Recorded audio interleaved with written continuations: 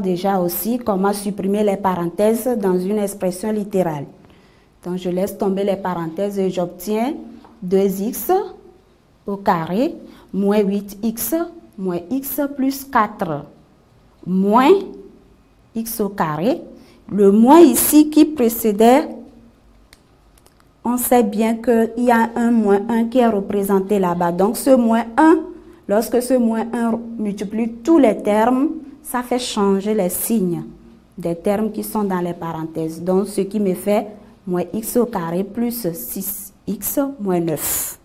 Maintenant, je vais me mettre à réduire mon expression. La réduction, donc, les termes semblables de même degré vont se réunir, ce qui me fait 2x au carré moins x au carré, j'obtiens x au carré. 8x moins x moins, 8x moins x plus 6x, j'obtiens moins 3x plus 4 moins 9, ce qui me donne moins 5. Donc voilà, ici j'ai fini la réduction, mais je me rappelle encore de la question.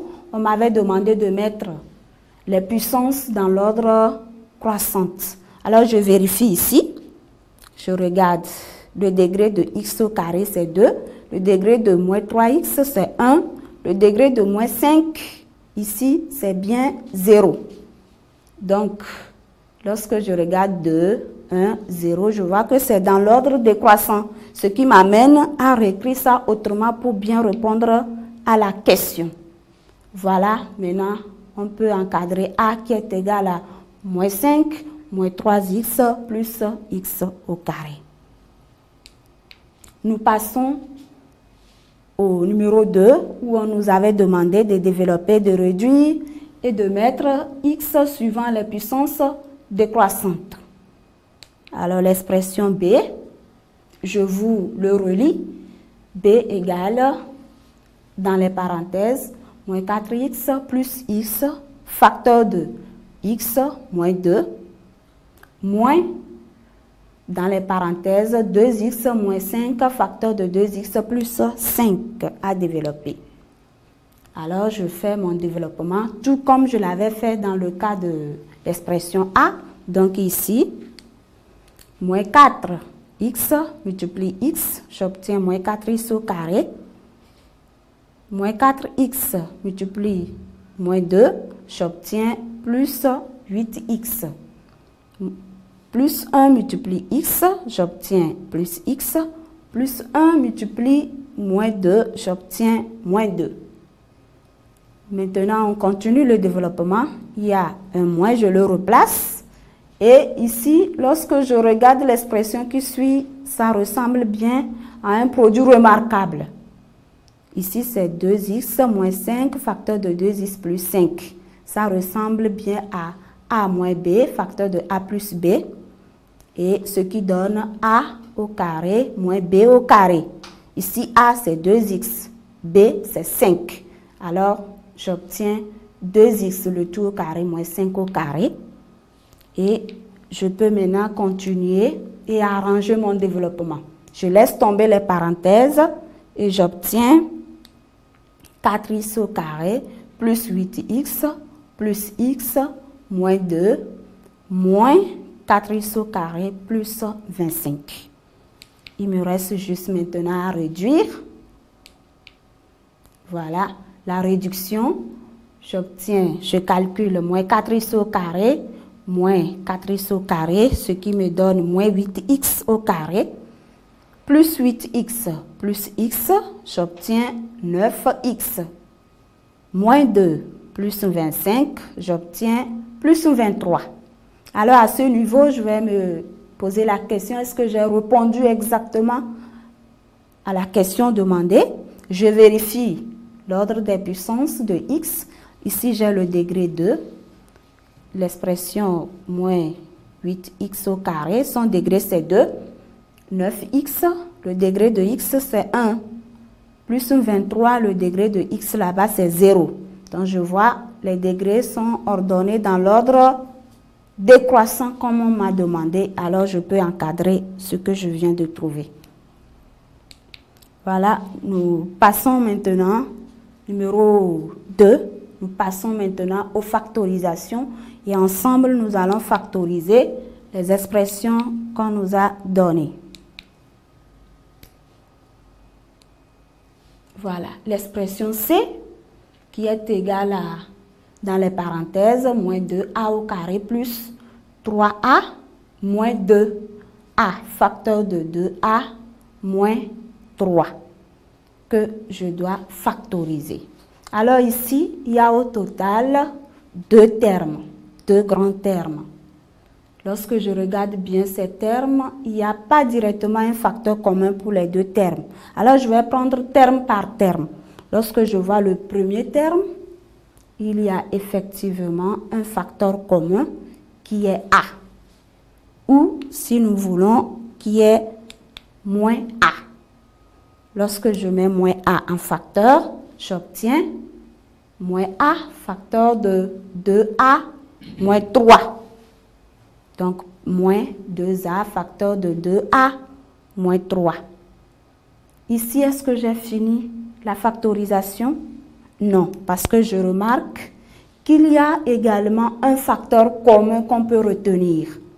Et si nous voulons, nous pouvons prendre comme facteur commun 2A moins 3, qui est représenté dans les 2 termes. Alors, lorsque je le mets en facteur, voilà, j'ai mis 2A moins 3 en facteur. 2A moins 3 en facteur. Le premier terme, il me reste moins A. Voilà, et le deuxième terme, il me reste moins 2A. Maintenant, je vais arranger, je vais réduire dans le deuxième facteur et j'obtiens C égale à moins 3A, facteur de 2A moins 3. Ce n'est pas seulement le seul facteur commun, on pouvait aussi procéder autrement en mettant un facteur moins A. À partir de la deuxième ligne, on pouvait mettre encore un facteur moins A ou moins A facteur de 2A moins 3. Voilà l'expression C factorisée. Nous allons continuer maintenant avec l'expression D qu'on nous a donnée, que nous allons factoriser.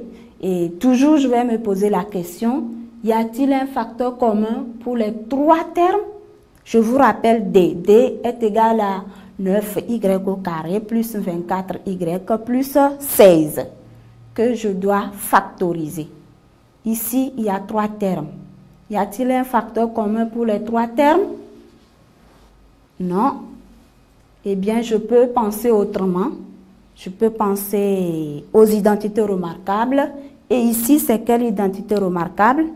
Nous voyons bien qu'il s'agit de a carré moins, a carré plus 2ab plus b carré. Voilà, je le factorise. Lorsque j'applique la formule, j'obtiens 9y au carré.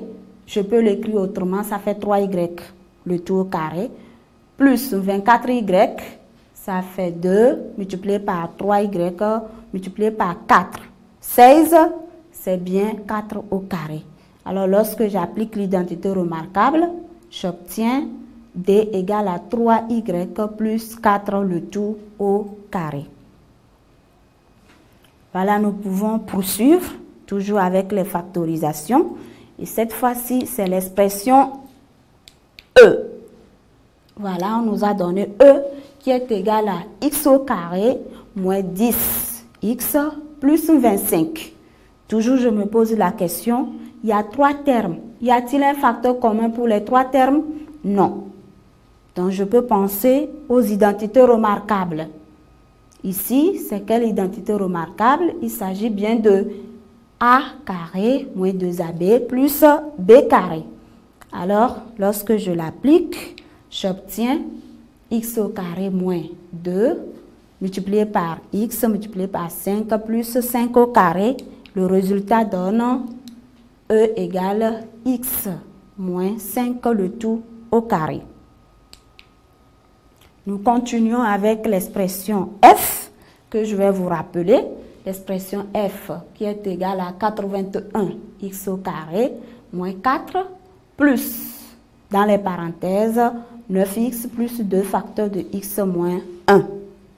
Toujours, je vais voir, il y a combien de termes? 3 termes au total. Y a-t-il un facteur commun pour les 3? Non. Je peux penser aller pas à pas. Lorsque je vois 81x au carré moins 4, c'est déjà une identité remarquable qui figure là-bas. Il s'agit bien de a carré moins b carré. Et donc, 81x au carré, ça fait 9x le tout au carré. 4, ça fait bien 2 au carré. Donc, lorsque j'applique l'identité remarquable a carré moins b carré, ça me donne 9x plus 2, facteur de 9x moins 2. Et je rabaisse le dernier terme. Ce que j'ai obtenu, est-ce que j'ai fini la factorisation? Non. Je peux continuer encore parce que je vois encore un facteur commun qui est égal à 9x plus 2. Je le mets en facteur et j'obtiens 9x plus 2 facteur de 9x moins 2 plus x moins 1 dans les crochets. Maintenant, je vais juste arranger dans les crochets. Pour pouvoir réduire, je laisse tomber les parenthèses dans les crochets.